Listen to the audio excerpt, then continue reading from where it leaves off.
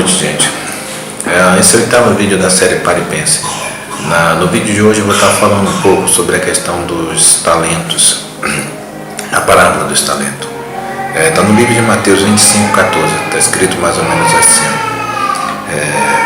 Pois será como um homem que ausentou-se do seu país, chamou o seu servo e lhe confiou os seus bens. A um deu 5 talentos, e a outro 2, e a outro e cada um segundo a sua própria capacidade. Então partiu. O que recebeu 5 talentos saiu imediatamente a negociar com ele, ganhou outros 5. Da mesma modo que receberam 2, ganhou outro 2. Mas o que receberam 1, saindo, abriu uma cova, escondeu o dinheiro do seu senhor. Depois de muito tempo voltou o senhor daquele servo e ajustou conta com eles. Então aproximou-se o que receberam 5 talentos e entregou outros 5, dizendo: Senhor, confiaste-me 5 talentos. Eis aqui outros 5 talentos que ganhei. Disse-lhe o Senhor: muito bom servo, bom e fiel. Foste fiel no pouco, sobre o muito te colocarei. E ao outro: entra no gozo do teu Senhor. E aproximando-se também o que receberam 2 talentos, disse: Senhor, 2 talentos me confiaste, aqui tem outros 2 que ganhei. Disse-lhe o Senhor: muito bem, servo bom e fiel. Foste fiel no pouco, sobre muito te colocarei. Entra no gozo do teu Senhor. Chegando por fim o que receberam 1 talento, disse: Senhor, sabemos que és severo e que ceifa onde não semeaste e ajunta onde não o espalhaste. Receoso escondi na terra o seu talento. Aqui tem o que é teu. Respondeu-lhe, porém, o Senhor: servo mau e negligente. Sabeis que servo onde não semeei e ajunto onde não espalhei. Cumpria, portanto, que entregasse o meu dinheiro aos banqueiros, e eu, ao voltar, receberia com juros o que é meu. Tirai-lhe, pois, o talento e dai ao que tem 10, porque a todos que têm lhe será dado, e quem tem abundância, mas o que não tem, até o que tem será tirado. E servo inútil, lançai-o fora, mais treva, e ali haverá choro e ranger de dentes. Gente, todas as vezes quando o sistema ele fala sobre essa questão dos talentos, as pessoas elas estão associando esses talentos como se fosse tipo um dom, alguma coisa que você poderia ter. Tipo, o Ronaldinho, na visão de outras pessoas, ele tem um talento de jogar futebol. A pessoa, o doceira, que tem um talento de tipo fazer doces maravilhosos e tal, tem uma boa mão para a cozinha, ou algo assim desse tipo. Só que esse talento aí não tem nada a ver com isso que eles estão falando, porque na verdade a gente tem que entender uma coisa. Uma das coisas que eu tenho batido sempre, tipo na tecla, é para que vocês se lembrem sempre que o pensamento de Deus não é o pensamento do homem. E assim como os céus são mais altos do que a terra, assim são os pensamentos de Deus mais elevados do que o nosso. Com isso, onde que eu quero chegar? Para os homens, as coisas mais interessantes ou mais valiosas seria ouro e prata, por exemplo. Só que para Deus o ouro e prata não tem valor algum. Inclusive Salomão ele vai falar que a gente deve buscar o conhecimento mais do que o ouro e do que a prata. Salomão entende que o conhecimento ele era a maior riqueza de Deus. E é justamente isso.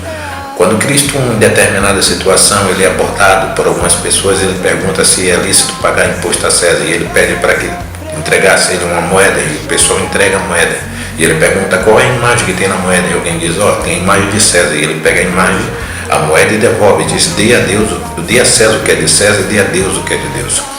César, como rei, ele tinha colocado a imagem dele estampada na moeda. Já Deus ele pôs a sua imagem e semelhança nos seres humanos. O que ele estava dizendo na verdade era o seguinte, é que a gente deveria trazer de volta a imagem que o homem perdeu com a queda. Ou seja, como se faz isso? Através da Escritura Sagrada.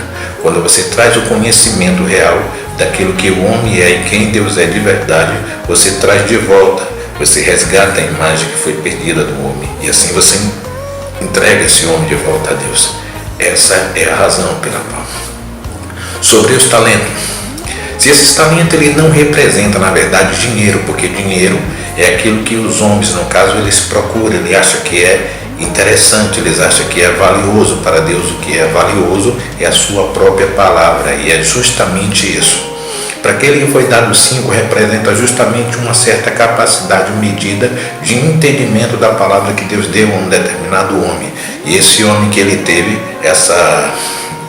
Esses 5, ou seja, essa medida de entendimento, ele começa a divulgar e espalhar, e no momento que ele vai fazendo isso, ele vai aumentando, no caso, o conhecimento para as pessoas, e Deus ele continua a derramar mais conhecimento sobre a vida dele, porque é assim que é. Quando você vai passando, Deus vai te revelando. Se lembre da situação do profeta Eliseu, quando ele vai até a casa de uma viúva, e aquela viúva, ela passa a situação que estava passando com ela. Ela tinha uma dívida para ser paga e ela precisava pagar aquela dívida, senão os filhos dela se tornariam escravos. Então o profeta diz para ela que ela precisava derramar, pegar um óleo e pedir vasilhas emprestadas de amigas. E ela ia enchendo aquelas vasilhas com óleo. No momento enquanto tinha vasilha, ela continuava a derramar, a encher aquelas vasilhas. No momento que parar de rolar as vasilhas, então vai parar de cessar, no caso o óleo. Por quê? Porque justamente o óleo representa a unção, o conhecimento de Deus que estava descendo sobre a vida de alguém, e na medida que você vai passando, esse conhecimento continua a descer sobre a sua vida, mas no momento que você retém esse conhecimento, ou seja, isso é enterrar. Mas daqui a pouco eu falo sobre ele. Então eu estou falando primeiro sobre o homem que tinha a capacidade de 5, ele recebe 5, ele passa adiante e Deus confia mais a ele. Agora o que tem 2, ele também vai receber esse conhecimento e ele vai passar adiante, Deus vai confiar mais 2 para ele, vai multiplicar o conhecimento. E agora o homem que só tinha 1 talento, então ele recebe 1 talento e depois o que ele faz? Ele pega esse 1 talento e ao invés dele multiplicar, o que ele faz? Ele enterra. Ele vai enterrar o talento. Ou seja, o que esse homem está fazendo na verdade? Entenda o que é enterrar o talento.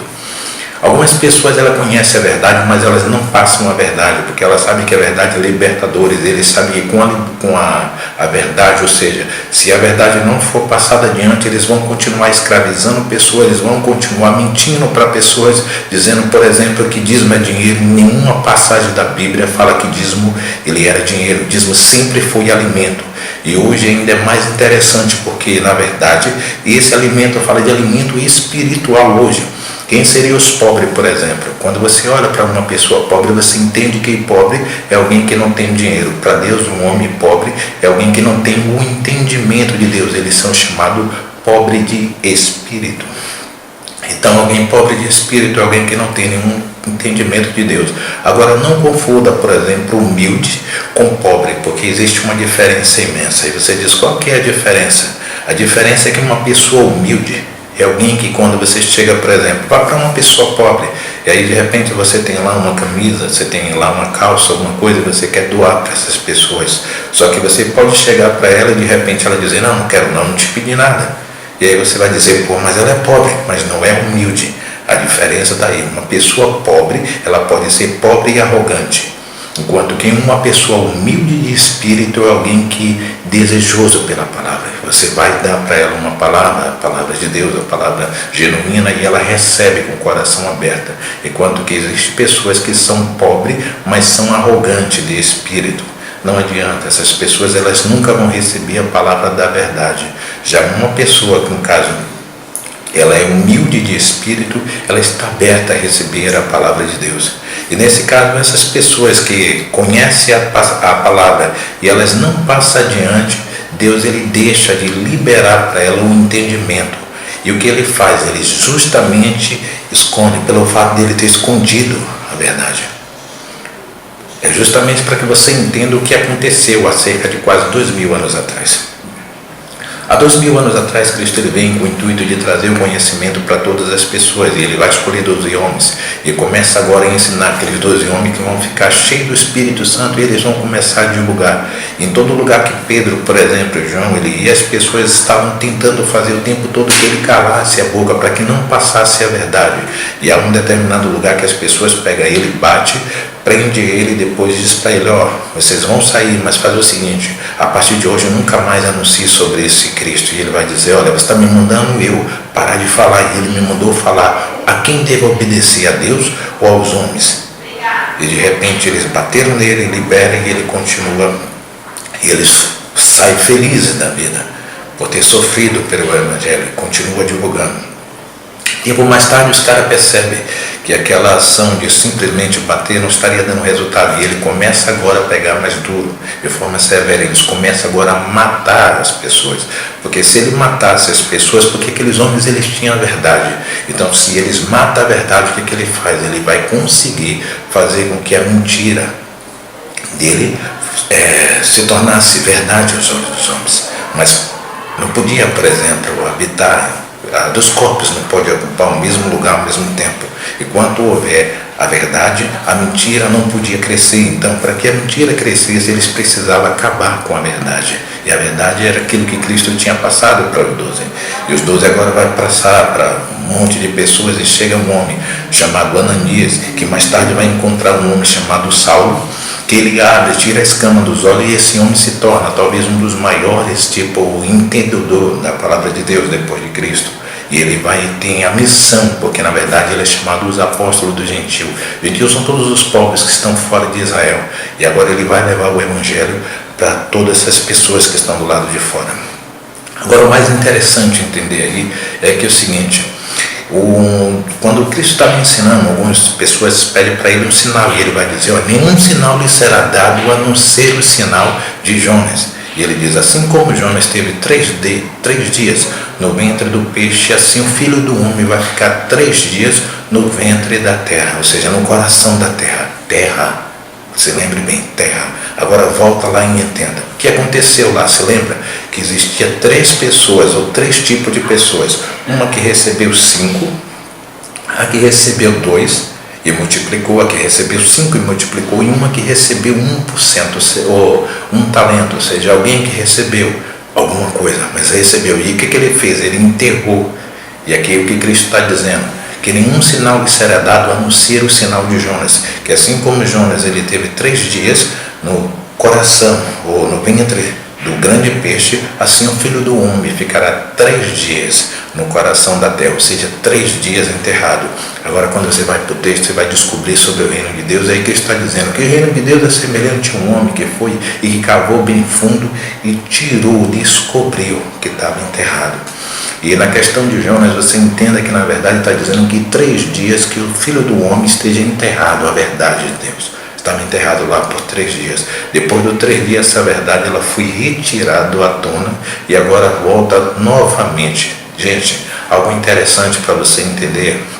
Acho que não vai dar tempo no vídeo, mas eu acho que ainda faço esse segundo etapa falando sobre isso. Que um dia para Deus, sempre falo, o pensamento de Deus não é do homem não é de Deus. Um dia para Deus é como 1000 anos, 1000 anos como um dia. Está no livro de 2 Pedro 3, capítulo 8. Que um dia para Deus é como 1000 anos, e 1000 anos é como um dia. Assim sendo, esses 3 dias não são 3 dias de homem, mas 3.000 anos. E agora estamos na madrugada do 3º milênio, onde Cristo agora começa primeiro. Ele tem que se manifestar para a igreja, ou seja, na verdade não é para toda a igreja, ele vai se manifestar para as mulheres lá. Só você olhar que as mulheres foram lá no túmulo, alta madrugada, e na alta madrugada ele vai se manifestar primeiro, porque a mulher ela tem um papel fundamental nessa questão. Qual é o papel da mulher? A mulher é aquela que gera os filhos espiritual. E aí quando se fala sobre 3 dias, se lembra de uma outra situação. Cristo vai passando em determinado lugar e ele vê uma figueira, e essa figueira não tinha fruto, e ele amaldiçoa a figueira. E ele vai embora, e quando ele retorna no 3º dia, ele descobre que a figueira não tinha frutos, porque a figueira representava Israel. Israel, na verdade, foi aquela que Deus escolheu, mas se tornou prostituta aos olhos de Deus.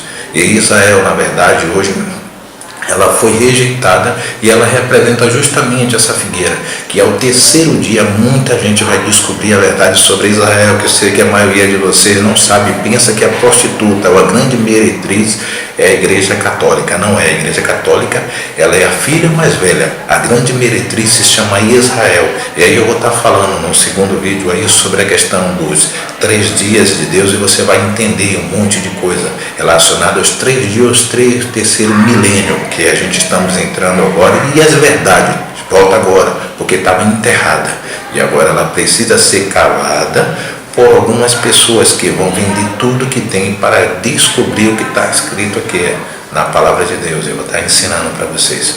Um abraço, fica com Deus e até a próxima, tá bom?